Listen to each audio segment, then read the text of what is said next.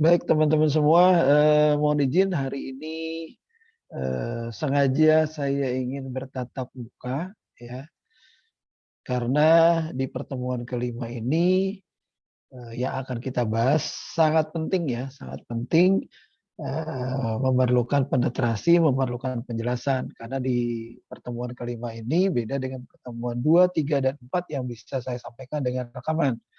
Tapi di pertemuan 2, 3, pertemuan 5 ini tahapan yang paling penting ketika teman-teman harus menyusun sebuah strategi bisnis plan. Strategi bisnis plan, perencanaan bisnis sebagai proyek di UAS ya. Baik, kita mulai ya. Bismillahirrahmanirrahim. Assalamualaikum warahmatullahi wabarakatuh. Waalaikumsalam warahmatullahi wabarakatuh.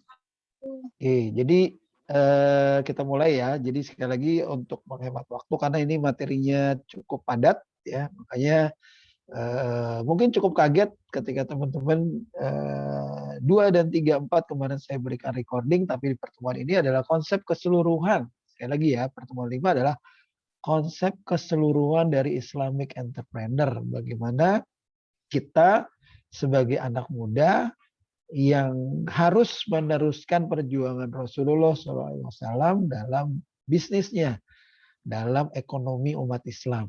Ya, jadi ini proses untuk penyelesaian mata kuliah Islamic Entrepreneur di pertemuan UAS. Jadi sekali lagi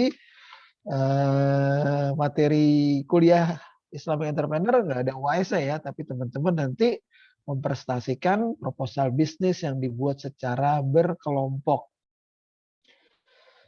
Mungkin hampir sama dengan entrepreneur, tapi ini persis sama ya, hampir sama tapi ini persis sama. Kok bisa begitu? Karena yang akan kita susun adalah strategi bisnis berbasis syariah. Strategi bisnis berbasis syariah. Jadi di pertemuan habis UTS, teman-teman akan melakukan proses mentoring atau persiapan menyusun proposal bisnis berbasis syariah. Nah, sebelum masuk ke pertemuan hari ini, pasti teman-teman sudah paham, sudah ada pengumuman UTS tanggal berapa? Sudah mulai masuk UTS? 25. 25 ya, 25 Oktober berarti satu kali pertemuan lagi. Tapi untuk mata kuliah saya sepakati kita UTS-nya di tanggal 4 November ya. Tanggal 4 November berarti di minggu ke-8. Artinya setelah pertemuan 5 ini masih ada 2 pokok bahasan lagi menjelang UTS. Jadi sekali lagi ya, UTS-nya tanggal 4 November.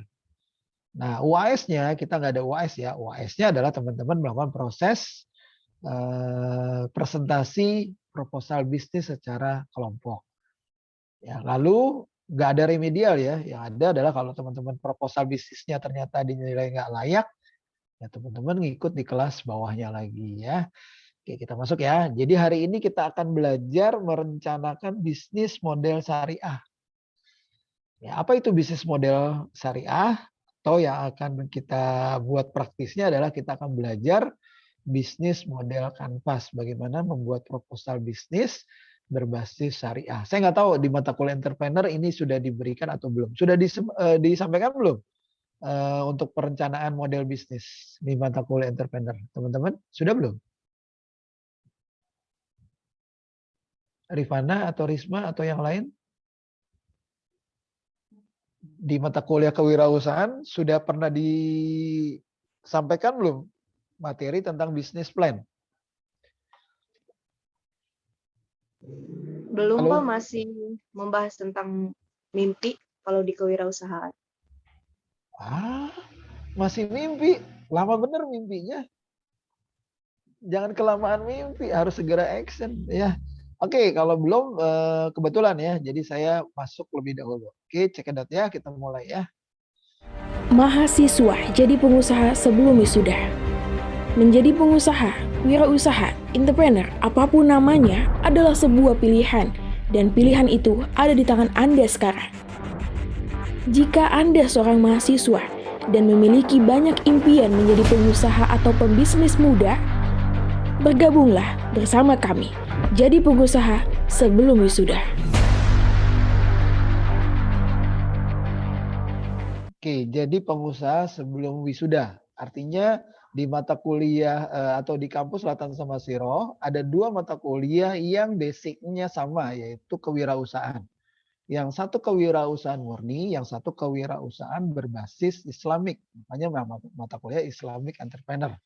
Ujungnya sama, tapi konsep dasarnya kita masuk ke arah ranah syariah, ya, teman-teman semua. Nah, goalnya adalah teman-teman punya proposal business plan. Sekali lagi ya, proposal business plan yang sudah saya share pedoman proposalnya di Google Classroom. Mudah-mudahan sudah dibaca. Ada 16 halaman. Ya, jadi teman-teman membuat nanti proposal business plan secara berkelompok. Silakan bentuk kelompoknya masing-masing 5 orang. Ya, bisnis plan ya. Jadi teman-teman bukannya nanti buat bisnis lagi seperti KKU, enggak. Hanya merencanakan bisnis. Dan bisnisnya harus berbasis syariah. Ya, nanti kita detailkan. Nah, isi proposalnya ada 5 subbab. Yang mudah-mudahan nanti teman-teman sudah bahas. Nah, nanti proses mentoringnya, bimbingan melakukan proposal bisnisnya, bisa teman-teman lakukan secara berkelompok, bisa telepon ke saya, melakukan mentoring, atau presentasi di WAG. Ya. Nah, pertanyaannya sederhana, kenapa kita harus merencanakan sebuah bisnis? Ya, kalau tidak direncanakan, bisnis itu akan tidak berjalan dengan semestinya. Ya, ada hadisnya ketika kita sudah menunaikan sholat Jumat, ketika kita sudah menunaikan sholat subuh, bertebaranlah di muka bumi. Jadi ada proses untuk berniaga di sana. Ya, nah sekarang saya tanya teman-teman, kalau misalkan dari Lebak ke Bandung butuh waktu berapa lama teman-teman? Kalau kita mau melakukan perjalanan dari Lebak, Rangkasbitung ke Bandung kira-kira? 6 Berapa jam. lama? 6 jam. Oke, 6 jam Kang. Nah, kalau selama 6 jam sebelum kita berangkat ke Bandung, apa aja yang harus dipersiapkan Kang? Ayo, Kang atau Eteh, sebelum kita berangkat ke Bandung selama perjalanan 6 jam, kita harus nyiapin apa aja?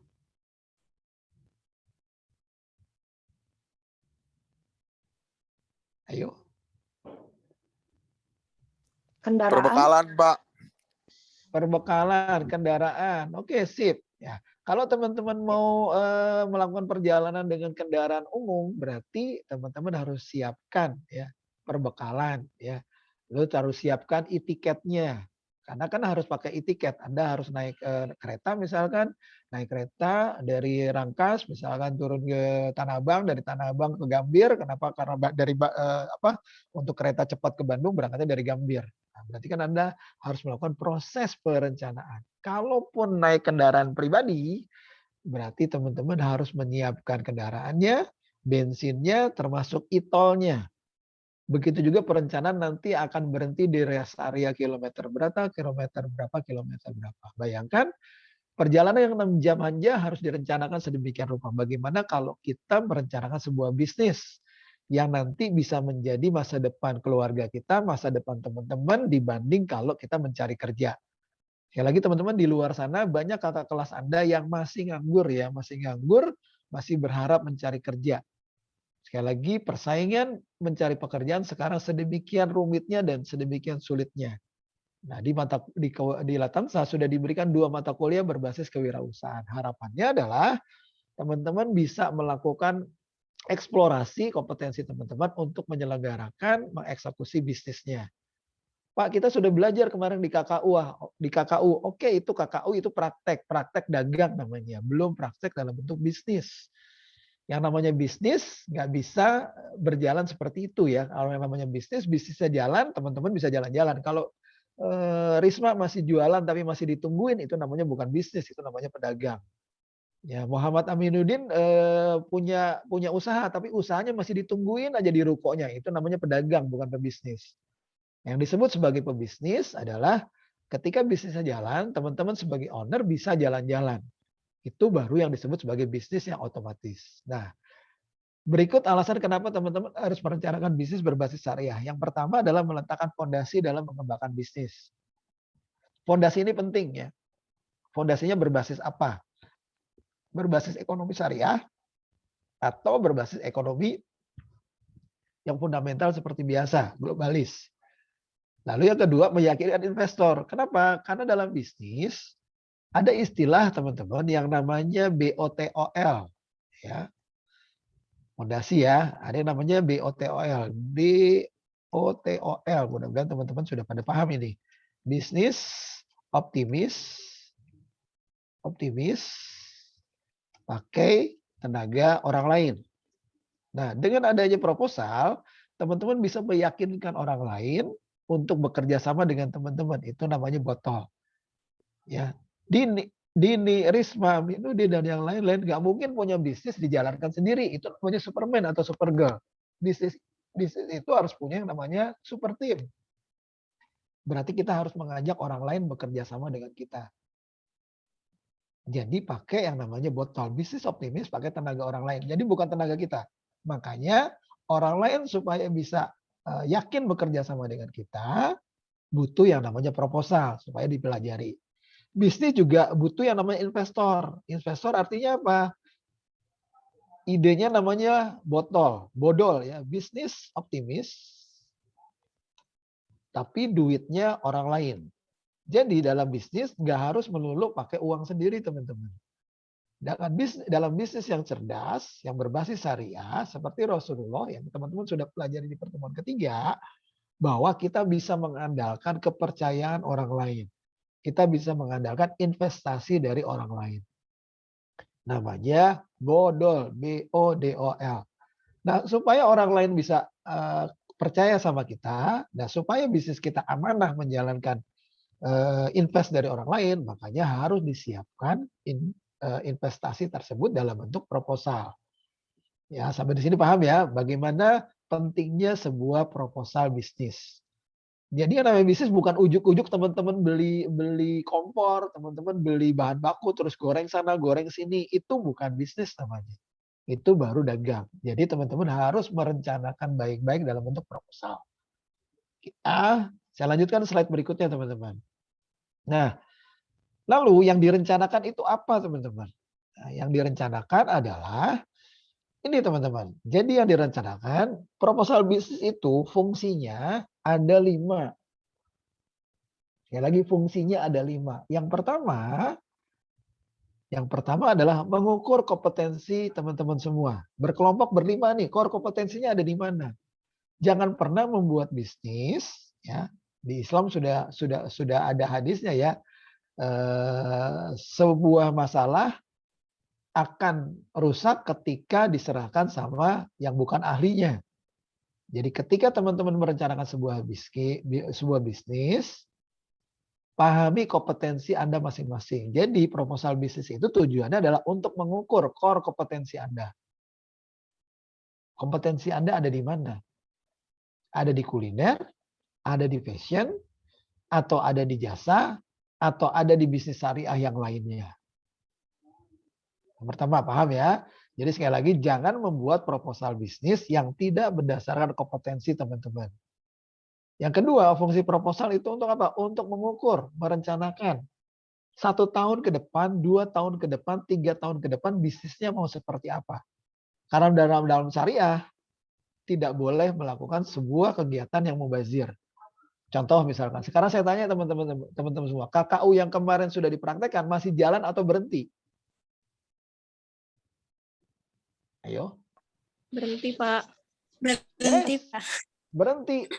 Itu kesalahan siapa? Kesalahan kampus? Bukan kesalahan kampus. Kenapa? Karena teman-teman orientasinya hanya untuk memenuhi sebuah nilai. Orientasinya hanya jangka pendek. Orientasinya bukan jangka panjang. Padahal bisnis itu harus disesuaikan, harus diperuntukkan untuk jangka panjang. Sekali lagi ya, Latan sama Siro sudah mempersiapkan teman-teman dengan KKU-nya, dengan kewirausahaannya, dengan Islamic Entrepreneur untuk mempersiapkan Anda menjadi startup bisnis. Ya, orang-orang baru yang menciptakan peluang bisnis di Lebak, di Rangkas. Bukan lagi menjadi pencari kerja. Bukan lagi mencari kerja. Jadi kalau selepas mata kuliah ini, Anda jadi wisuda, Anda masih nyari kerjaan, yang salah bukan kampus, yang salah Anda. Tidak mengoptimalkan 3 materi KKU, Islamic entrepreneur sama kewirausahaan untuk jadi fondasi Anda berwirausaha. Itu planning ya. Jadi sekali lagi bisnis itu harus direncanakan 1 tahun, 3 tahun, 5 tahun, bahkan sampai 10 tahun ke depan. Karena bisnis itu jangka panjang. Lalu fungsi proposal bisnis untuk apa? Yang ketiga adalah untuk diferensiasi. Ada yang tahu diferensiasi itu apa?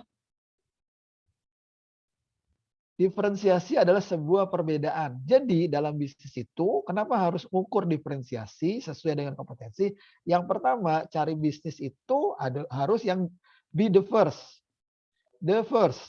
Be the first. Jadi yang pertama, yang belum ada di rangkas. Be the first. Kalau sudah ada di rangkas, berarti Anda sama saja menzolimi pedagang-pedagang yang sudah ada. Dan itu dosa. Anda di sana ada pedagang jualan, udah jualan ini, Anda ikutan kompetisi di sana. Harusnya sebagai mahasiswa, anak muda, Anda cari sesuatu yang be the first. Kenapa? Bisnis yang baru, bisnis yang belum ada di satu wilayah, itu akan menjadi nilai. Ya, nilai amat tinggi untuk proses yang namanya jangka panjang. Pak, kalau be the first nggak bisa, gimana? Cari yang kedua, be the best. Bisnis boleh sama, tapi Anda harus cari yang terbaik. Melakukan yang terbaik, bukan yang setengah-setengah. Dan ternyata yang Anda lakukan adalah setengah-setengah. Ya sudah dapat nilai, ya sudah selesai. Ya padahal modal Anda ketika melakukan KKU itu tidak senilai dengan nilai yang Anda dapatkan. Ya. Modalnya besar, nilainya cuma segitu misalkan ya. Dan yang ketiga adalah kalau be the best nggak bisa, Anda harus melakukan yang namanya be different. Harus mencari sesuatu yang berbeda dengan yang bisnis yang lain. Nah, tujuannya apa? Tujuannya untuk positioning, teman-teman. Positioning artinya bisnis Anda harus menyasar. Nyasar ke siapa? Anda mau nyari customer yang seperti apa? Customernya. Yang middle up, middle up, middle low, atau VIP. Nah, tujuannya apa? Tujuannya untuk menentukan harga pokok produk Anda. Kalau Anda bermain di middle up, berarti harganya bagaimana? Kalau Anda bermain di middle low, harganya bagaimana? Kalau bermain di VIP, berarti produknya harus seperti apa mutunya. Nah, ini positioning. Dan yang terakhir, bisnis itu, perencanaan itu untuk apa? Untuk controlling, untuk pengawasan teman-teman semua. Sampai di sini ada pertanyaan sebelum kita lakukan eksekusi? Teman-teman, fungsi dari proposal bisnis. Sekali lagi ya, yang pertama mengukur kompetensi, core kompetensi Anda. Bisnis yang tidak didasarkan oleh kompetensi itu jangkanya cuma jangka pendek, cuma seumur janggung. Ya, cuma modal capek, modal uang sudah keluar banyak, tapi tidak punya manfaat. Ya, malah banyak mudaratnya. Oke. Yang kedua, planning. Harus direncanakan, bukan untuk 1 tahun, 2 tahun, tapi bisa untuk jangka panjang, untuk masa depan keluarga Anda. Ya, jadi saya sangat berharap 7B ini sama dengan 7A yang tadi pagi. Sudah mulai muncul wirausaha muda mandiri yang punya ide-ide brilian. Saya tinggal molesnya. Ya, jadi sekali lagi yang diselesaikan di mata kuliah ini adalah bukan, saya nggak minta Anda lagi untuk masak-masak, nggak minta Anda lagi untuk buat produk, tapi pikirkan ide kreatif bisnis syariah untuk bisa menjadi masa depan diri Anda setelah lulus nanti. Ada pertanyaan untuk proposal bisnis fungsinya apa? Gak ada ya? Kalau nggak ada saya lanjutkan. Nah, isi proposalnya seperti apa? Nah, isi proposal supaya bisa meyakinkan tim Anda, supaya bisa meyakinkan investor Anda, isinya ada 7. Ya, 7 ini nanti dituangkan ke dalam proposal bisnis plan Anda di 5 subbab. Yang pertama harus ada visi. Ya, bisnis tanpa visi itu bisnis yang tanpa arah, sehingga nggak bisa berjalan maksimal. Yang kedua harus punya misi. Anda harus tuliskan visi bisnis Anda. Misinya apa? Strateginya, SWOT-nya, taktiknya, tahapan bisnis, resolution, resortnya, dan measurement. Berarti paling enggak kelompok 7B, ya nanti saya minta, ya paling lambat ini hari apa ya? Ini hari Kamis, paling lambat hari Sabtu ya. Masing-masing sudah store sudah store. Yang pertama saya tulis, yang pertama adalah nama perusahaannya. Anda sudah punya ide nama perusahaannya apa? Lalu ide bisnisnya apa? Ya. Lalu timnya atau resortnya siapa aja? Anggotanya, resort SDM-nya siapa aja? Atau SDM-nya ya, SDM-nya siapa aja? Ada nomor 1, nomor 2, nomor 3, nomor 4, nomor 5. Ya, ide bisnisnya harus berbasis syariah. Berbasis syariah artinya menyerempet ke arah agama ya. Misalkan, contohnya misalkan tabungan kurban. Bagaimana Anda punya ide bisnis, orang-orang yang berkurban itu bisa menabung dengan koperasi yang Anda buat. Itu ide bisnis. Ya, banyak orang yang berkurban kadang-kadang semua hukumnya wajib berkurban ya, tapi karena nggak punya duit, akhirnya nggak bisa berkurban. Padahal di daerah itu pedagang aja bisa berkurban ketika dia mau menabung sehari Rp1.000 dan seterusnya. Nah, Anda punya ide bisnis bagaimana membangun koperasi syariah untuk menyalurkan penduduk atau di wilayah teman-teman semua untuk menjadi pengkurban. Atau ide bisnis apa lagi? Misalkan Anda ide bisnis ingin membuat ekonomi masjid tumbuh. Caranya bagaimana? Dengan cara Anda membuat hubungan antara warung-warung. Jadi yang ada di masyarakat di kampung-kampung itu supaya tidak belanja di minimarket ya, yang arahnya ke kapitalis. Anda membantu proses niaga warung ke warung dengan cara pakai nama remaja masjid. Lalu proses transaksinya lewat diri Anda, ya, pemesanannya, lalu Anda ambil barangnya di warung, lalu Anda distribusi ke rumah-rumah. Nah, itu ide bisnis contohnya. Ya, ide bisnis. Masih banyak ide bisnis yang lain yang berbasis syariah. Ya, bisa koperasi, bisa proses koperasi, tabungan, bisa proses untuk zakat dan seterusnya. Ya. Jadi hari Sabtu nih ya, paling lambat masing-masing sudah punya nama perusahaannya, ide bisnisnya apa, lalu anggota kelompoknya siapa. Ada pertanyaan untuk kelompok bisnisnya teman-teman? Sebelum saya jelaskan isi dari proposal bisnisnya. Mangga silakan. Kang Aminuddin, mungkin ada yang mau ditanyakan. Kang Zihan.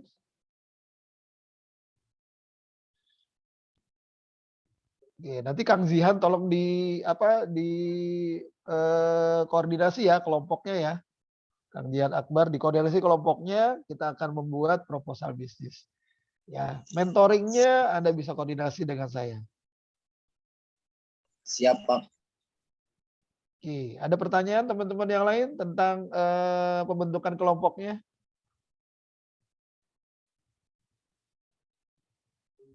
(7A), 7B, 7C, 5C sudah berjalan ya. Karena saya mengajar mata kuliah kewirausahaan, cuma bedanya di kelas itu tidak berbasis syariah, bisnisnya bisnis yang sifatnya umum ya. Nah, kalau yang di 7B ini saya coba arahkan, bikin proposal bisnisnya. Teman-teman boleh tanya sama kelas sebelah ya, kelas 7A sama 7C silakan. Sudah mulai berjalan ya, karena dia sudah masuk ke bisnis yang running ya. Sekarang mereka sudah berjalan nih, sudah merencanakan tahap tengahnya ya. Mereka sudah selesai sampai dengan bab 2. Oke. Kalau nggak ada pertanyaan saya lanjut. Pak, ya. Siap. bentar. Silakan. Misal ada yang kurang balance gitu anggota kelompoknya, misalnya yang lain udah 5, terus ada yang 4, gimana itu? Boleh nggak? Boleh berkurang apa boleh lebih? Kalau yang ganjil masuk ke 6 teman-teman. Kang Jihan ya. Jadi misalkan 5, 5, 5 terus ada yang ketinggalan 3 orang. Nah 3 orang itu masuk di kelompok yang 5 tadi. Jadi 6. Ya, jangan artinya nggak boleh kurang dari 5, Kang. Tapi jangan juga berkumpul jadi 10 orang. Kebanyakan nggak ada yang kerja. Ya. Siapa? Jadi minimal 5 ya. Kalau ada 6 isoknya masih 6 nggak masalah ya. Daripada temennya jadi nggak punya kawan, kesian. Nah, saya coba menjembatani kalau kelas kewirausahaan Anda masih lama, saya coba selesaikan di mata kuliah saya. Nah, sekarang kita bahas teman-teman. Oke, nah sekarang tadi pedomannya jangan lupa dibaca ya. Sekarang kita masuk nih. Yang pertama kita akan bahas bagaimana cara menyusun visi. Nah, teman-teman sekali lagi, perusahaan itu harus punya visi. Ini perusahaan Anda loh ya. Jadi sebuah perusahaan itu harus punya visi. Visi itu mimpinya, misalkan Kang Zihan sebagai owner, mimpinya perusahaannya Kang Zihan ini mau dibawa kemana? Mimpinya Teh Risma, perusahaannya Teh Risma ini mau seperti apa? Jadi vision yang baik itu menyebutkan sasaran dan waktu.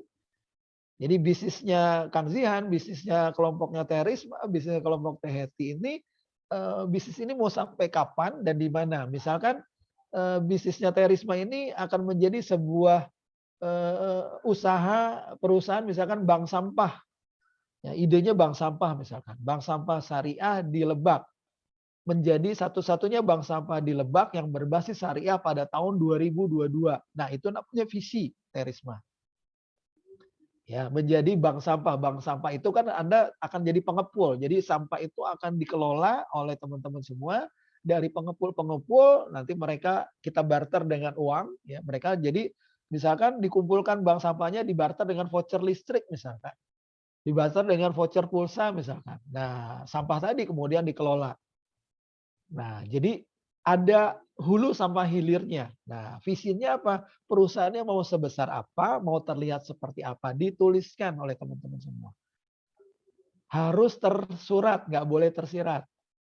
Jadi membiasakan semua yang tersirat di luar kepala ditulis tersurat. Karena semua yang tersirat itu akan hilang di hembus angin. Cita-citanya Teh Heti apa? Cita-citanya begini, begini, begini misalkan. Sudah ditulis belum? Belum Pak. Habis itu ditiup angin hilang.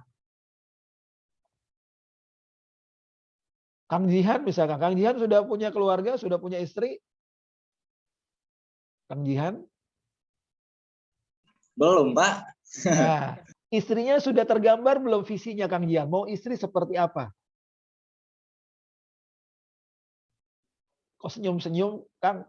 Jangan senyum-senyum. Itu target laki-laki, Kang.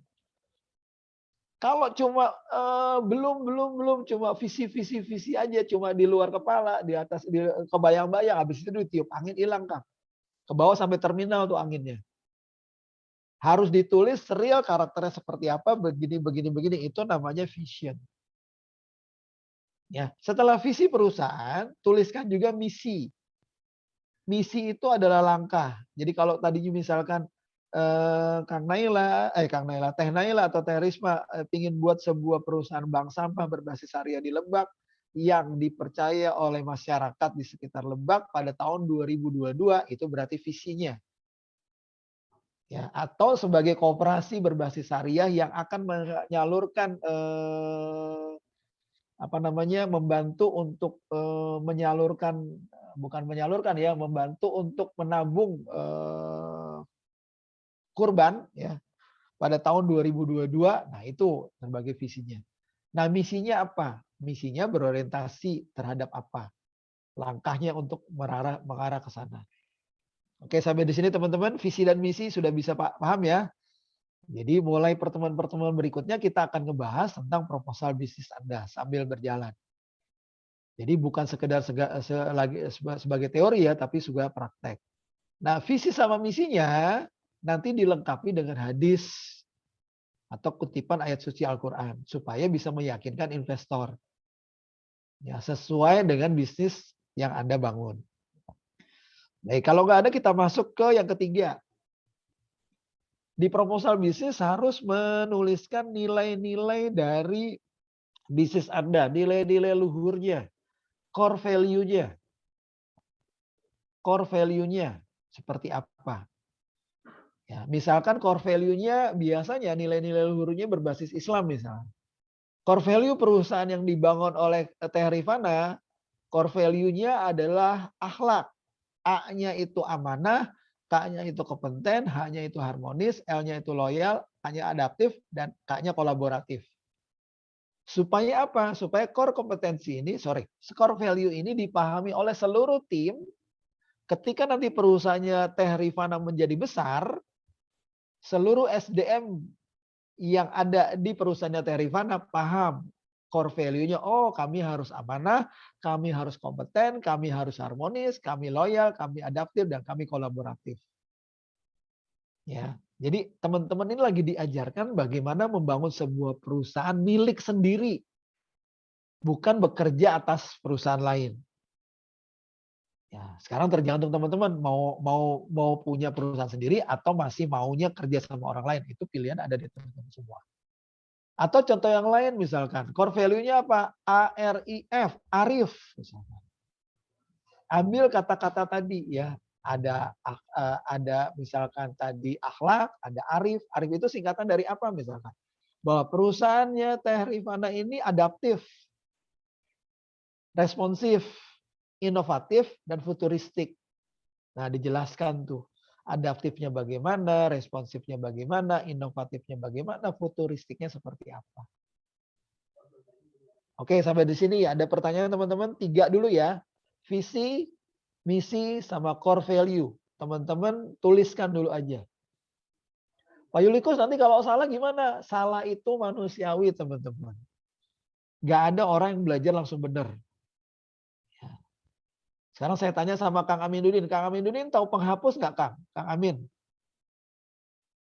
Kang Amin tahu penghapus nggak? Tahu. Penghapus fungsinya buat apa, Kang Amin?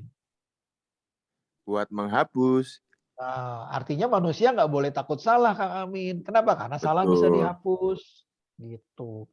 Jadi mumpung masih proposal, teman-teman, mumpung masih ada di kelas, mumpung masih ada yang mentoring saya, tulis aja, lakukan saja. Bayangkan kalau teman-teman sudah lulus, teman-teman mau tanya sama siapa? Ya ini kelas WAG itu, kelas kita itu forum untuk diskusi. Contoh lain misalkan, Teh Naila.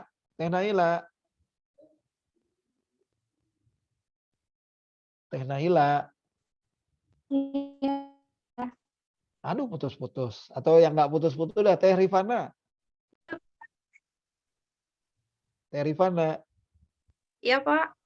Teh Rifana misalkan beli mie ayam nih. Beli mie ayam. Kalau di Rangkas mie ayam harganya berapa semangkok? 10, 12. 12.000. Begitu Teh Rifana bayar 12.000, tapi mangkoknya isinya kosong. Marah nggak Teh Rifana? Marah dong, Pak. Kan saya beli mie ayam. Nah, sekarang saya tanya, Teh Rifana sama teman-teman kuliah di Latansa bayar nggak? Bayar. Nah, kalau nggak dapet ilmu marah nggak? Marah nggak? Kalau nggak dapet Marah, ilmu? Pak. Nah, pertanyaannya kenapa nggak ada yang nanya di WAG? Tuh, kalau lagi ada pertanyaan, diem semua. Kan gitu. Saya aneh sama mahasiswa, mau dapat ilmu tapi nggak mau nanya. Gimana sih? Teman-teman, dosen itu tempat untuk ditanya ya. Nanyanya jangan di Japri, di WAG. Nanya. Jadi WAG itu bukan untuk sekedar Japri absen, Japri tugas. Yuk, gunakan untuk bertanya. Bertanya ilmu yang sedang diajarkan. Oke, lanjut ya. Jangan kayak Teh Rifana tadi marah-marah mie ayamnya isinya mangkoknya kosong. Kuliah isinya kosong. Gitu. Jangan salahkan kampus kalau Anda lulus ilmunya kosong ya. Salah Anda mahasiswa, nggak mau nanya gitu loh. Udah bayar nggak nanya lagi, karena kan yang error mahasiswanya ya. Dosen itu siap untuk ditanya. Saya siap untuk ditanya, asal jangan Japri. Ya, kalau Japri biasanya pertanyaan itu cuma untuk khusus sendiri, padahal pertanyaan itu bisa saja pertanyaan orang lain. Misalnya Teh Risma kalau nanya di kelas, teman-teman di kelas denger nggak kalau Teh Risma nanya? Oh, Teh Risma lagi nggak fokus. Kang Jihan kalau nanya di kelas, atau siapa lagi ya yang ada di kelas ini? Kang Yopi. Kang Yopi kalau lagi nanya di kelas, teman-teman di kelas nanya nggak? Ikutan nanya nggak? Ikutan denger nggak? Dengar Pak, nyimak Pak. Nah, berarti kalau di WAG juga begitu. Bertanyalah di WAG supaya pertanyaannya bisa bermanfaat buat orang lain. Bertanya itu dapat pahala teman-teman ya. Kenapa? Karena bisa menunjukkan sesuatu yang teman-teman lain nggak tahu. Ayo, budayakan bertanya. Teman-teman itu udah semester 7 loh ya. Bentar lagi lulus. Bayangin kalau lulus nggak punya ilmu. Aduh. Lebih bahaya ya Pak ya. Bukan cuma bahaya teman-teman, lu rugi beneran. Lu jadi sarjana tapi nggak isi kepalanya kosong, rugi banget. Dan waktu nggak bisa ngulang lagi dari awal. Gitu. Ayo budayakan bertanya. Saya sudah open ya, kalau bertanya yuk bertanya. Ya, kalau malu di Zoom ya nanyanya di WAG. Ya, kelompok lain sudah mulai responsif ya. Oke, lanjut ya. Sekarang kita lanjut. Nah, proposal yang nanti Anda susun itu ya, kalau Anda sudah baca, nah tahap berikutnya, yuk mulai sama-sama menyusun nomor 1 dan nomor 2. Ya, nomor 1 dan nomor 2 susun aja dulu. Anda jelasin secara singkat 5W1H-nya, visi, misi, dan target yang mau dicapai di bisnis Anda masing-masing. Lalu latar belakang bisnisnya, sejarahnya, struktur organisasinya. Siapa yang mau jadi direktur, siapa yang mau jadi marketing, siapa. Tulis di sana. Ya, dan ini nggak usah saya jelaskan ya. Ini saya nggak perlu jelaskan. Anda cukup buka buku pedomannya di e-book panduan entrepreneur. Ya, saya sudah kirim di Google Classroom. Nah, saya lebih fokus ke bisnis model Canvas. Karena ini yang paling utama. Dan bisnis model Canvas ini bukan cuma dipakai ketika Anda bangun bisnis, tapi dipakai juga ketika Anda nanti bekerja. Oke, saya minta tolong sama Teh Heti. Teh Heti punten bisa dibaca slide-nya Teh Heti. Apa bisnis model Canvas itu? Mangga Teh Heti. Apa sih bisnis bisnis model Canvas itu? Bisnis model Canvas merupakan sebuah tool dalam strategi manajemen untuk menerjemahkan konsep, konsumen, infrastruktur, maupun keuangan perusahaan dalam bentuk elemen-elemen visual. Konsep bisnis model Canvas mengandalkan gambar-gambar ide sehingga setiap orang memiliki pemahaman yang sama dan real terhadap tipe-tipe konsumen mereka, pengeluaran biaya, cara kerja perusahaan, dan sebagainya. Oke, terima kasih Teh. Sama-sama. Kalau proposal bisnis digambarkan dalam 5 subbab, ditulis baik-baik ya, seperti laporan ya, laporan KU, ya, laporan proposal. Nah, kalau bisnis model Canvas adalah yang 5 subbab tadi Anda gambarkan dalam bentuk gambar visual. Gambar visual ya. Visual itu berarti pakai elemen gambar. Cukup 1 halaman.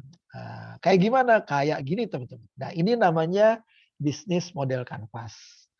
Baik berbasis syariah atau berbasis kapital. Ini sama.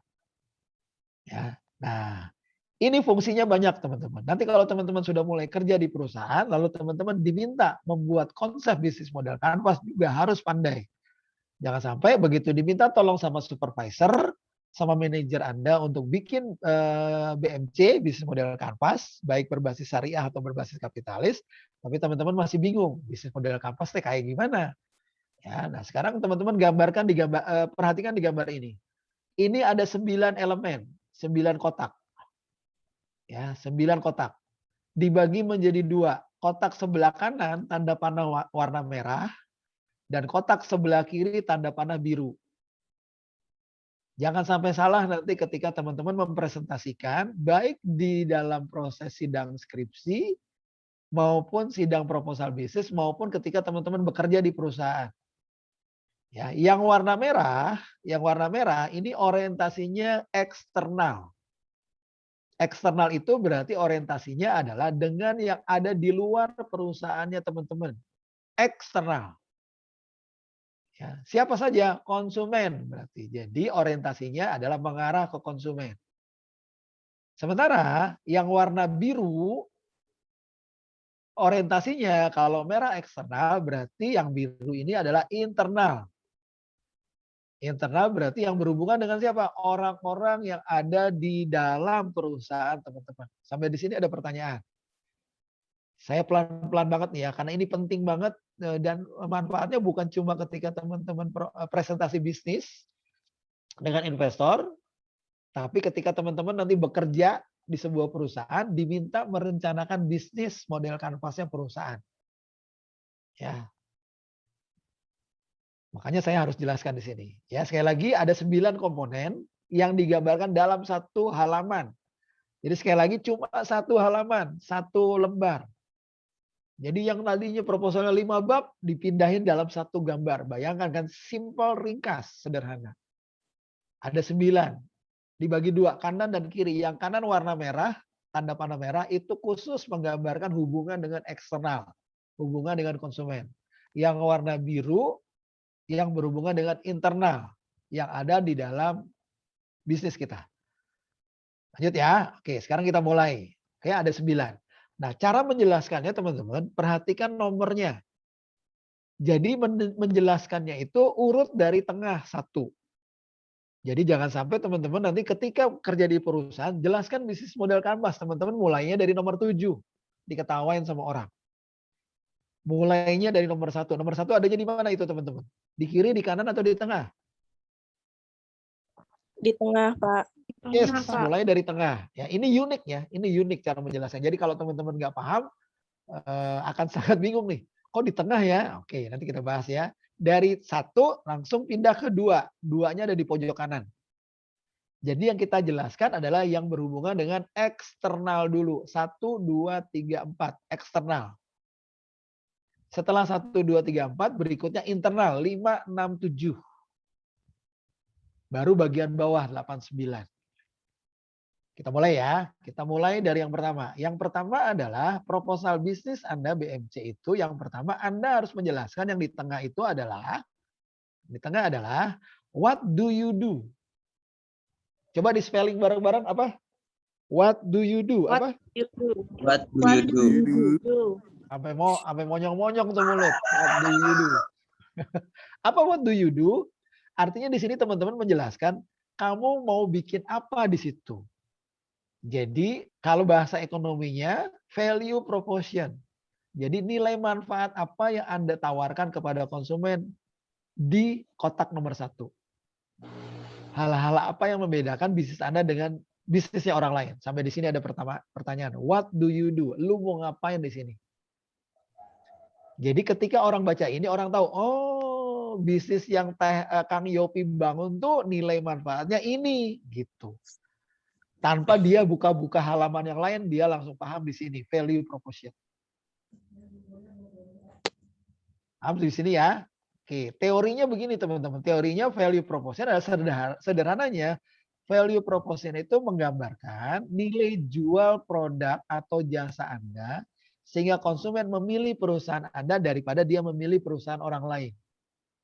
Jadi dia lebih memilih produk Anda, jasa Anda daripada memilih jasa orang lain. Ketika mereka tahu value-nya. Jadi value proposition ini sangat krusial. Kenapa? Karena bisnis Anda menjual apa yang konsumen benar-benar butuhkan. Bukan inginkan ya. Karena yang mereka butuhkan, orang akan repeat order. Bisnis yang baik itu bisnis yang tumbuh. Bisnis yang tumbuh itu ketika orang beli lagi. Itu namanya bisnis tumbuh. Kalau Kang Yopi punya bisnis, orang habis beli terus nggak beli lagi, itu namanya nggak tumbuh bisnisnya. Ya, dia mau beli lagi, itu namanya bisnisnya tumbuh. Oke, sampai di sini ada pertanyaan value proposition teman-teman? Ada ya? Kalau nggak ada, kita mulai lagi. Sekali lagi saya tanya, nomor 1 itu apa? Value proposition. Apa itu value proposition? Apa yang kita akan tawarkan ke konsumen? Apa yang akan kita lakukan di bisnis kita? Yang kedua adalah, nomor 2 pindah ke kanan. Who do you help? Who do you help itu maksudnya apa? Siapa yang mau kamu tolong? Karena bisnis syariah adalah bisnis menolong orang lain. Ya, kalau bisnisnya nggak menolong orang lain, menguntungkan hanya diri kamu sendiri, berarti itu belum syar'i. Disebut syar'i ketika bisnis Anda menolong orang lain, memenuhi kebutuhannya. Berarti di sini yang Anda tulis adalah customer segment Anda siapa? Pelanggannya. Ada 2 ya. yang primer sama yang sekunder. Yang primer berarti target utama yang beli produk Anda, yang memanfaatkan produk Anda. Kalau yang sekunder adalah opsi yang kedua. Sampai di sini ada pertanyaan teman-teman, Teh Dini, Kang Naufal, Teh Ais, Teh Ildi, Teh Anissa, Teh Elma, ada pertanyaan nomor 2, who do you help?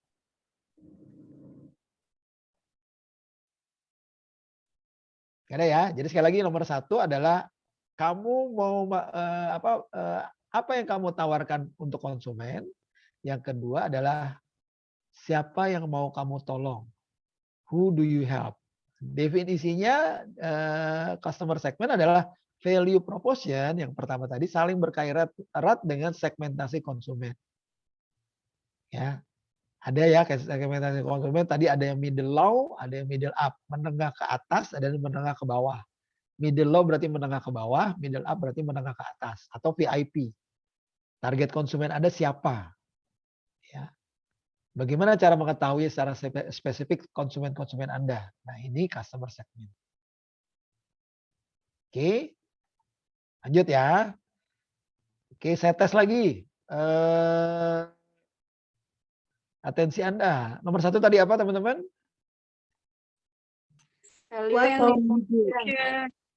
What do you do atau value proposition. Nomor 2 apa? What do you help atau customer segment. Segmen. Oke, customer segment. Jelas ya. Jadi sekali lagi ya, di gambar ini orang langsung paham, oh manfaatnya ini, customernya ini. Tanpa melihat halaman berikutnya. Nah sekarang nomor ketiga, masih berhubungan dengan eksternal. Nomor 3 adalah how do you interact?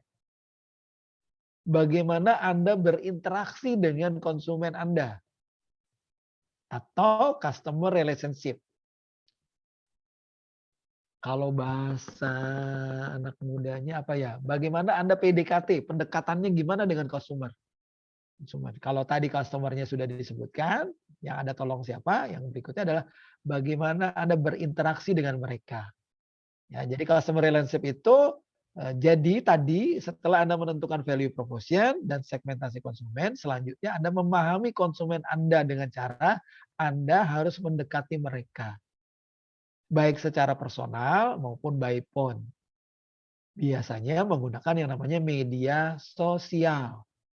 Ya, biasanya Anda bisa pakai Instagram, Anda bisa pakai channel yang lain, ya. Cari di mana mereka sering berinteraksi. Itu nomor 3. Ya, lanjut lagi. Sekali lagi saya bolak-balik ke sini dengan gambar kotak-kotak ini supaya Anda paham urutannya.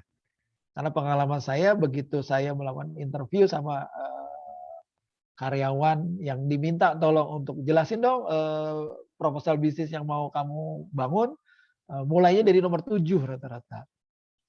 Karena kebiasaan membaca dari kiri ke kanan, dari 7, 5, 6 dan seterusnya, nggak nyambung ya. Jadi start here. Value proposition bisnis Anda atau apa yang Anda lakukan. Yang kedua yaitu customer segment, siapa yang Anda tolong. Yang ketiga adalah how do you interact? Anda mau berinteraksi dengan konsumen itu melalui apa? Oke, sekarang yang keempat, masih berhubungan dengan eksternal. Yaitu how do you reach them? How do you reach them itu artinya bagaimana bisnis Anda, produk Anda menjangkau mereka sampai ke tempat mereka. Kalau yang nomor 3 adalah berinteraksinya, ngobrol-ngobrolnya. Kalau ini bagaimana bisnis Anda sampai dirasakan manfaatnya oleh konsumen. Ya. Kalau teorinya adalah channel itu di bagian customer relationship tadi Anda sudah bahas PDKT namanya. Nah sekarang konsumen Anda harus paham dengan kebutuhannya. Atau Anda harus paham dengan kebutuhan konsumen. Jadi channel itu bagaimana Anda bisa mengidentifikasi di mana tempat mereka. Contohnya misalkan, tadi misalkan Anda ingin membangun sebuah koperasi ya di sebuah daerah yang berhubungan dengan bagaimana penduduk sekitar masjid atau penduduk di desa Anda mau menabung untuk menyisihkan uangnya untuk konsumen, untuk apa? Untuk kurban Atau tadi yang kedua contohnya membuat bank sampah. Berarti Anda harus mendekati konsumen yang memang jadi target Anda. Menjangkau mereka, itu namanya channel. Oke, sampai di sini dulu, saya stop dulu sebelum saya ke 5, 6, 7. 1, 2, 3, 4 ada pertanyaan teman-teman?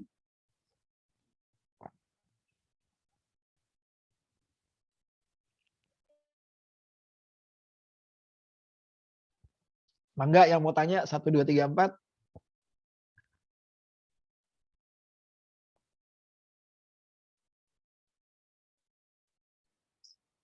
Jelas, Pak. Ada ya?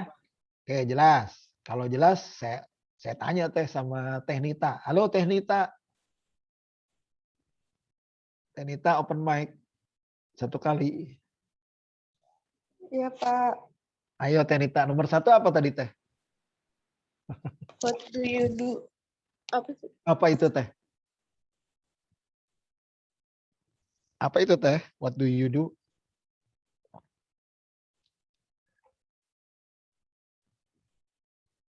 Kemana Teh Anita? Teh Nita? What do you do? Ya, what do you do? Apa? Teh Husnul. Proportion, Pak. Ya, makasih Teh Nita. Teh Husnul. Husnul Khotimah. 1 kali. Husnul 2 kali. Ya udah. Siapa yang bisa bantu? Nomor 2 apa?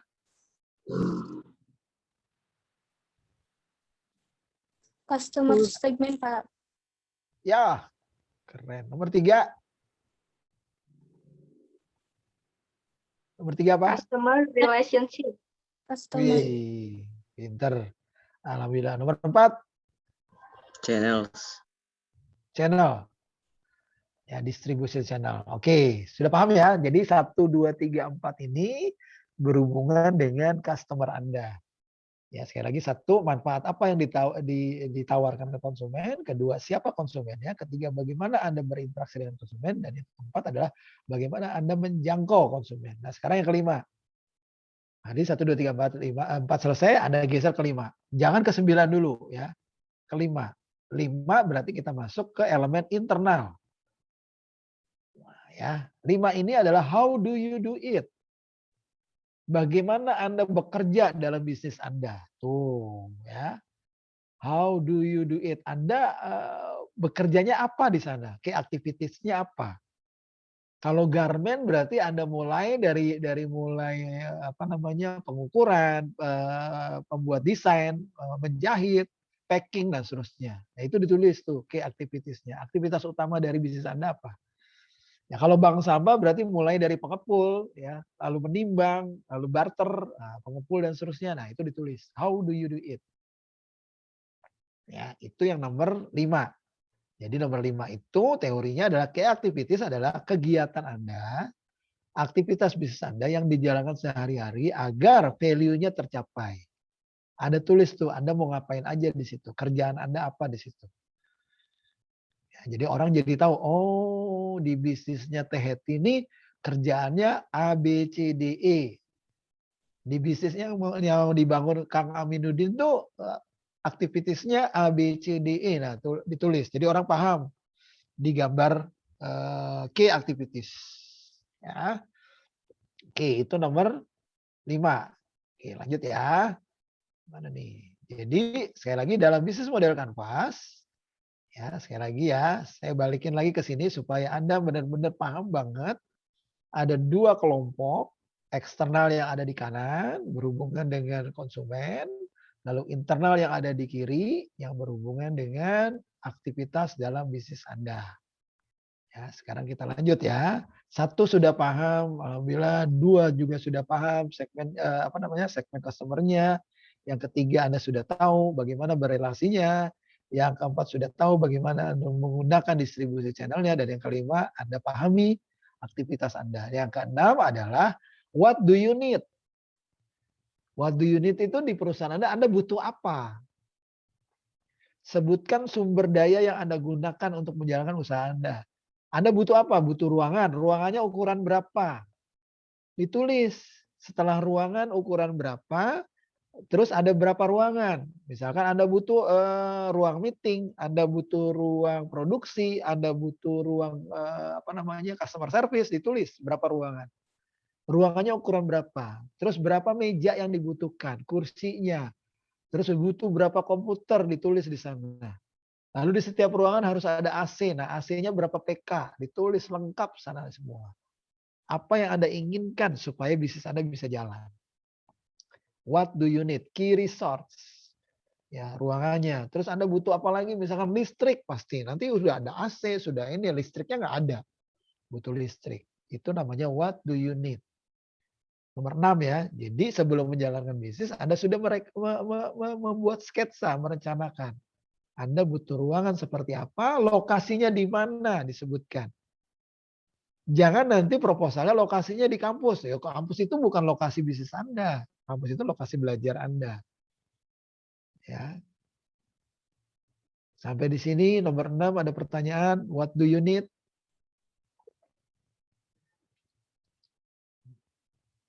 Jadi kebutuhan ya. Kalau kompor, butuh kompor, ditulis kompornya berapa. Kenapa ini harus ditulis? Karena ini nanti akan menentukan berapa modal yang harus Anda siapkan. Ya, berapa modal yang harus disiapkan oleh investor. Itu terukur. Kenapa? Karena Anda tuliskan sewa ruko berapa, beli AC berapa. Itu baru pengadaan ya. Nanti operasional sehari-hari bagaimana? Ya, oke. Jadi what do you need itu, key result itu adalah agar tetap kompetitif di dalam industri bisnis yang Anda geluti, Anda membutuhkan sumber daya yang tepat. Karena ini adalah aset yang Anda miliki untuk mendukung aktivitas perusahaan. Aset ya, aset tangible ya, aset yang terukur. Pak, boleh nggak dituliskan mobil operasional? Tulis, butuh berapa mobil operasionalnya. Supaya Anda bisa mempersiapkan itu semua. Kalau belum ada motor boleh, sepeda boleh dituliskan. Ya. Pak, apa nggak terlalu tinggi? Yang namanya mimpi harus tinggi, yang namanya mimpi harus besar. Nah, tinggal pencapaiannya kapan? Nah, itu nanti tugas kita berikutnya. Ini kan planning, sekali lagi ya, ini planning, perencanaan. Perencanaan itu harus besar. Kalau perencanaan kecil, hasil bisnis Anda jadi kecil. Ya, nanti bagaimana Anda meraihnya? Ya nanti step by step. Makanya ada visi, ada misi untuk melangkahnya. Ya, berapa contoh sederhana key result adalah komputer, ruang kerja, tadi saya sudah sebutkan ya. Berapa karyawan yang Anda butuhkan, tadi saya belum tulis ya. Karyawan, Anda butuh karyawan berapa? Sekretaris, administrasi, bagian finance, bagian marketing, nah tulis semuanya. Ya, oke. 1 sudah. Udah ngerti, oh value-nya gini. 2 segmentasinya. Geser ke 3 interaksinya. Yang keempat adalah reach-nya, 5 aktivitas, dan yang ke-6 adalah resource. Paham ya? Ini ada berapa orang ya? 20. Oke, lanjut. Sekarang nomor 7. Nomor 7 itu apa? Nomor 7 adalah who will help you. Bahasa Indonesianya apa tuh, teman-teman? Who will help you? Ayo, bahasa Indonesianya apa? Siapa yang akan membantu kita? Iya, betul. Siapa yang mau bantuin kamu? Ya. Kalau di sebelah kanan, who do you have? Kamu mau nolong siapa? Nah, di bisnis kamu, di bisnis teman-teman, teman-teman mau minta ditolong siapa? Gitu. Ya, jadi imbang nih, balance kiri sama kanan. Ya, kalau tadi Anda mau nolong siapa, Anda mau ditolong siapa? Siapa yang mau bantu Anda? Ya, kan tadi ya, Anda bisnis nggak bisa Anda jadi Superman kalau laki-laki, kalau jadi Supergirl kalau perempuan nggak bisa sendirian. Nah, Anda sebutin mitranya siapa? Mitra itu mitra yang ada di dalam. Ya, misalkan Anda butuh tenaga ahli, ya Anda tulis tenaga ahli. Misalkan kuliner nih, misalkan kuliner berbasis syariah, misalkan restoran syar'i, atau Anda mau bikin hotel berbasis syar'i. Nah, Anda harus tahu tuh. Kira-kira kalau kuliner itu butuh chef, berarti Anda butuh siapa tenaga ahli. Kan nggak harus Anda yang masak. Anda bos kan gitu. Ya. Lalu apalagi selain internal? Selain internal adalah mitra yang sifatnya adalah pemasok. Pemasok bisnis Anda misalkan. Anda punya bisnis misalkan kurban tadi ya, untuk hewan kurban. Kan nggak harus Anda yang nyediain hewan kurban. Anda bisa punya mitra pemasok hewan kurban di sekitar Lebak atau cari hewan kurban di sekitar Cirebon dan seterusnya. Nah, itu namanya mitra. Ya, mitra bisnis yang punya engagement sama Anda. Paham ya? Jadi sekilas sudah mulai jadi dalam satu gambar sudah kelihatan nih orang tahu, oh yang yang mau Anda tolong siapa, lalu yang menolong Anda siapa. Anda berhubungan dengan konsumen bagaimana, terus how do you do it, yang dikerjain di dalam perusahaan Anda apa. Ya, terus how do you reach them, bagaimana Anda menjangkau konsumen, lalu what do you need, apa yang Anda butuhkan dalam perusahaan Anda. Kan Anda harus butuh kantor kan, nggak mungkin bisnis nggak punya kantor kan gitu. Oke, 1, 2, 3, 4, 5, 6, 7 paham ya? Jadi who will help you adalah key partner. Key partner itu adalah ya sebuah bisnis membutuhkan partner kerja, ya, partner kerja. Kalau misalnya bisnis Anda bakery misalkan, berarti Anda butuh bahan kue, toko bahan kue yang dekat dengan tempat Anda. Kalau bisnis Anda misalkan kuliner misalkan atau fashion, berarti Anda harus support bahan baku kain yang terdekat. Kalau bisnis Anda misalkan kesehatan ya, kesehatan misalkan alkes, berarti Anda harus bermitra dengan rumah sakit. Gitu misalkan ya. Oke, nomor 7. Oke, 1 sudah. 2 ya, 3 4, 5, 6, 7. Nah, sekarang 2 tahap yang terakhir yang paling bawah. Nah, ini yang berhubungan dengan manajemen syariahnya. Ya, manajemen syariahnya. Karena di sini harus punya pedoman tentang jujur, amanah, sidik ya di sini dan tabligh. Apa itu nomor 8? Nomor 8 adalah what will it cost? Anda harus menuliskan cost structure. Kebutuhan apa yang Anda harus siapkan supaya bisnis Anda bisa berjalan. Ya, Anda detailkan, Anda jumlahkan di sini. Kalau bahasa ekonominya, Anda butuh modal apa di sini? Modal itu bukan cuma modal dagang ya, tapi secara lengkap. Ya, apa aja itu? Banyak cost structure itu. Jadi skema finansial yang membiayai operasional perusahaan Anda. Baik yang sifatnya harian, mingguan, atau bulanan. Anda punya estimasi di sini. Berapa biaya untuk sumber daya, untuk gaji, dan seterusnya. Berapa harga produk nanti yang akan dijual. Ya, itu yang namanya nomor 8. Dan ini harus jujur teman-teman. Kenapa? Kalau Anda nggak jujur ya nanti investornya nggak yakin dengan invest yang mau ditanamkan. Ya. Nah, cost structure ini nanti berbanding sama nomor 9. Makanya harus jujur di sini. Nomor 9 itu apa? Nomor 9 itu adalah how much will you make? Anda mau dapat untung berapa di sini?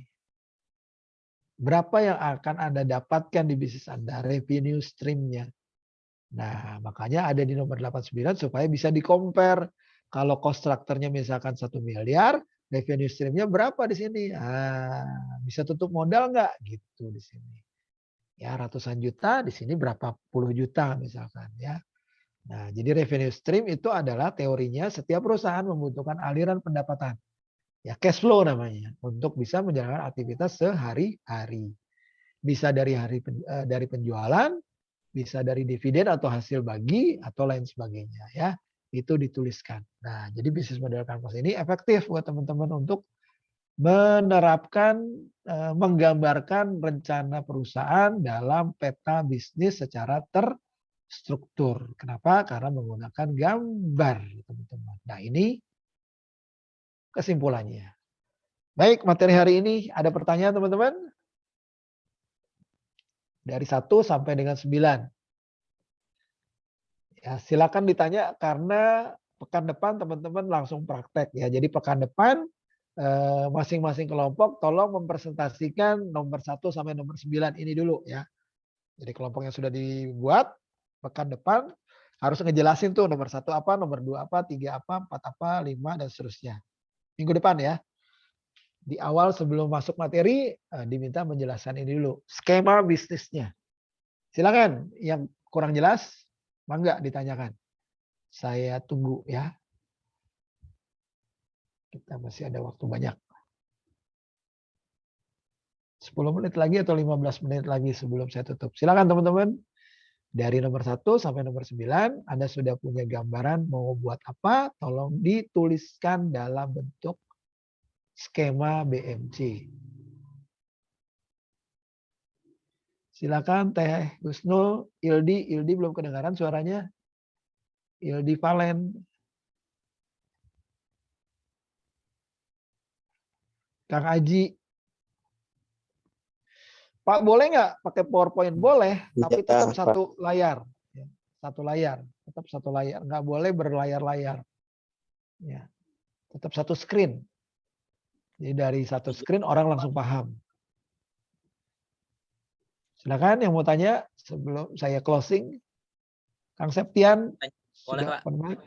Silakan Kang. Itu Pak, di slide itu kan nomor 4, saluran distribusi itu sebutkan aktivitas utama dari usaha Anda. Itu sama nomor 5, bedanya apa Pak? Oh, salah ketik ini. Ya, saluran distribusi itu bagaimana Anda menjangkau ya, menjangkau konsumen. Salah ketik ini. Nomor 5 Jadi aktivitas utama. Channel saluran ya, channel. Ya, distribusi. Ya, makanya gambarnya gambar mobil truk ya. Bagaimana Anda menjangkau konsumen Anda. Punten ya, makasih Kang sudah di reminder diingetin. Ya Pak, makasih. Yo, saya juga terima kasih. Ada yang lain? Nah, gitu teman-teman, kalau ada yang salah dikasih tahu supaya nggak semuanya salah. Kan dapat pahala tuh tadi barusan dia. Luar biasa. Selain belajar, dia juga bisa memberikan masukan buat pengajarnya. Silakan teman-teman, nggak ada?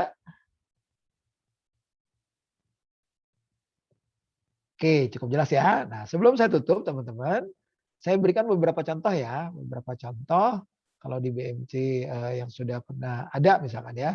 Ini contohnya ya, beberapa contoh bisnis model kanvas. Nah, ini contoh. Nah, ini contoh bisnis model kanvas misalkan ya. Ini bisnisnya tentang apa nih kalau kita lihat? Oh, dia konveksi. Ya, konveksi t-shirt nih. Nah, value proposition-nya bahwa t-shirtnya bisa custom. T-shirtnya boleh pesan dalam jumlah banyak, ya udah pastilah aja pasti jumlah banyak, atau boleh pesan satuan harusnya di sini. Terus keunggulannya apa di sini? Nah, di sini. Lalu dia punya produk sampingan yaitu kemeja atau seragam. Customer segmentnya ada IO, ada mahasiswa dan seterusnya. Nah, ini. Nah, customer relationship-nya dulu masih pakai Kaskus, BBM, Twitter ya. Ini saya ambil dari yang lama nih ya, belum ada Instagram, Facebook nih. Terus channelnya dia bisa direct marketing, email marketing, sosial media marketing, pemesanan online. Aktivitasnya apa? Marketing cari klien, lalu produksinya beli bahan, potong bahan, sablon, jahit, setrika, packing. Oh. Ya, lalu key resort-nya tadi ya, dia butuh alat-alat komputer, ya butuh alat transportasi, terus dia butuh tenaga juga di sini, desainer. Ya. Nah, jadi key resort itu ada 2 ya, selain barang, tadi saya ketinggalan, selain barang adalah orang yang mau dipekerjakan ke tim Anda. Ya, jadi tenaga Anda.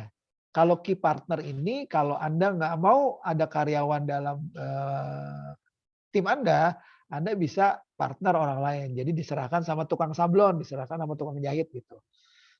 Ya, jadi Anda outsource ke orang lain. Jadi yang dia jahit bukan Anda. Tapi kalau Anda mau ambil, nah berarti Anda rekrutmen. Rekrutmen siapa? Desainernya dan seterusnya. Rekrutmen tukang jahitnya masuk ke sini. Ya. Itu kan berbeda ya. Kalau misalkan Anda masuk ke rekrutmen, berarti Anda menggaji karyawan di sini. Tapi kalau Anda key partner, berarti Anda tinggal outsource aja. Kalau ada proyek baru dikirim ke tukang jahit. Nah itu boleh. Ya. Contoh lain apa lagi? Nah ini contoh lain. Ini apa ini ya? Oh catering ya, ini catering. Ini catering. Catering, value proposition makanan berat dan makanan ringan, variasi menu, tempat yang nyaman, suasana yang nyantai. Di catering di hotel. Ya. Atau Anda bisa catering untuk jamaah masjid. Nah itu boleh tuh. Jadi Anda punya catering untuk pemberian makan siang setiap sholat Jumat. Nah itu keren tuh. Ya, belum ada tuh ya catering yang melayani makan siangnya jamaah sholat Jumat di masjid. Itu belum ada tuh. Nah, gratis. Nah Anda tinggal partnernya dengan siapa? Nah, partnernya tentunya dengan donatur. Nah nanti masuk di sini. Itu ide ya. Ide tadi tuh. Catering untuk jamaah masjid. Wah, Anda bisa supply ke seluruh masjid di Lebak tuh. Setiap makan siang ada distribusi tuh berapa box. Nah, Anda yang mengerjakan itu semua. Nah, ada benefit pasti ada, kan Anda menggaji semuanya. Nah, itu nanti dipotong dari mana? Dari partner, dari sumbangan tadi Anda melakukan prosesnya tadi. Ada manajer, ada karyawan, ada koki ya. Itu contoh yang lain ya. Kita membantu umat muslim lah ya. Contoh lain apa nih? Misalkan bisnis model kanvas untuk studio foto. Nah, foto wedding ya, foto wedding yang syar'i. Nggak boleh bercampur tuh. Kan belum ada tuh. Foto wedding yang syar'i. Jadi memisahkan ikhwan sama akhwatnya. Kecuali kalau sudah nikah. Jadi pre-weddingnya Anda harus siapkan kode-kode etiknya. Nggak boleh tuh kalau pre-wedding bersinggungan dulu. Padahal nggak boleh tuh ya. Saya sering aneh ya. Apa ya? Pengantinnya muslim sama muslimah. Tapi pre-weddingnya sudah begitu. Kan aneh itu. Belum nikah, pre-weddingnya sudah melakukan perbuatan haram ya, itu nggak boleh harusnya. Nah, Anda bisa membuat studio foto yang membuat edukasi tentang prewedding yang syar'i itu seperti apa, ya supaya keilmuan yang ada di Muslim itu bisa diterapkan secara syar'i di Lebak di sekitarnya. Nah, ini belum ada tuh ya. Jadi foto studio tapi syar'i. Apalagi misalkan, nah ini bisnis model apa ini ya? Saya belum lihat ini Key Resort ini. Oh ini makanan sehat ya, makanan sehat atau minuman sehat nih, healthy ya, menyehatkan. Jadi makanan yang bisa menyehatkan, minuman tradisional. Nah ini bisa juga ya. Ada jual madu ya, madu berbasis syar'i boleh ya kelompoknya. Madunya ngambil dari mana? Dari pengepul madu ya. Jadi bukan Anda, ya Anda cuma distributornya aja. Oke. Nah, kalau sudah tugas Anda pekan 5 selain Anda mempersiapkan, Anda juga harus melakukan analisa problem solving ya, etika bisnis Islam supaya Anda benar-benar tidak terjebak ke dalam bisnis yang tidak halal. Tidak thayyib, kan bisnis itu harus halal dan thayyib ya. Cek nih fintech. Nah, menurut Anda bagaimana? Buat problem solvingnya, dropship itu bagaimana secara syar'i? Nah, nanti kita bahas pekan depan ya. Tapi saya mau lihat bagaimana Anda melihat forex online trading. Nah, dilihat dari sisi bisnis etika bisnis Islam. Affiliate marketing dan PPOB, payment point online bank. Nah, itu kan ini banyak banget nih. Ya, banyak banget nih fintech ya. Pinjol yang membuat banyak yang terjebak dan bahkan bunuh diri. Terus dropship, nah, banyak nggak teman-teman yang dropship ya? Nah, dari sisi etika bisnis Muslim, gimana nih kalau dropship? Barangnya nggak ada tapi kok nerima pesanan, hati-hati ya, hati-hati. Barangnya nggak ada terima pesanan, nah ini hati-hati. Nah, saya minta teman-teman bahas ini semua di tugas pekan kelima sambil menggambar desain BMC tadi ya, BMC mas simpel berkelompok. Oke, ada pertanyaan teman-teman? Materi pertemuan kelima waktunya sudah habis. Silakan. 14.30, 10 menit lagi. Tugasnya 2 ya. Yang satu berkelompok, yang satu individu. Ini Pak, mohon maaf tugas yang individu. Cara penulisannya bebas aja apa gimana? Bebas Kang Dian, bebas. Jadi saya mau lihat bagaimana teman-teman mensikapi 5 bisnis ini secara etika bisnis Islam. Sehingga teman-teman sudah tahu, kalau sudah tahu melakukan salah ya, kalau belum tahu melakukan masih salah. Nah, sengaja saya minta teman-teman supaya tahu forex tuh sebetulnya gimana ya dari sisi Islam. Nah, banyak tuh yang ada pengen trading, Pak bisnis trading aja, ntar dulu trading dari sisi Islam kayak gimana ya.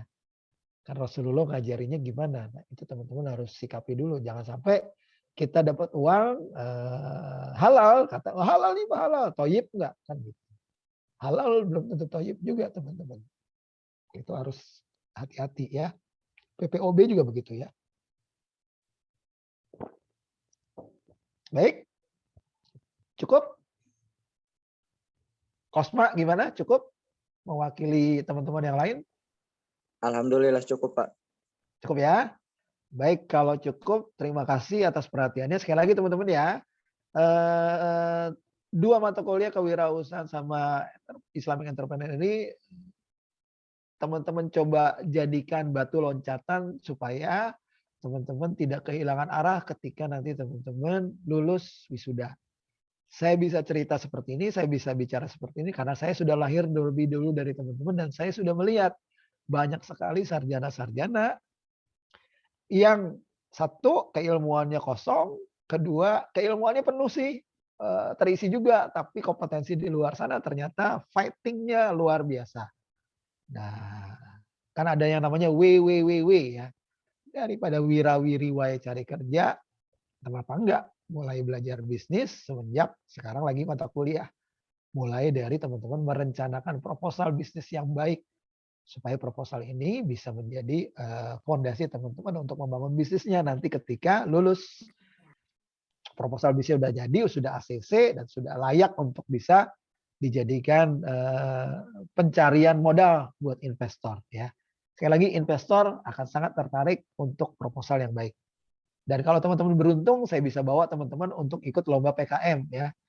Ya, PKM ya, kreativitas proyek kreativitas mahasiswa itu punya nilai yang bagus buat teman-teman untuk dapat modal ya. Ada yang proyek 19 juta, 25 juta, bahkan ada 40 sampai 100 juta. Tergantung ya proposalnya bagus atau enggak. Nah, makanya yuk kita buat proposal yang baik supaya proposal ini bisa jadi modal buat teman-teman untuk jadi sekali lagi batu loncatan mempersiapkan bisnis teman-teman daripada nganggur. Sekali lagi ya, Kang Aji sama teman-teman semua semester berapa? 7. Siap-siap jadi penganggur. Ya, kan makanya supaya nggak jadi pengangguran, lama-lama yuk belajar wirausaha sedari sekarang.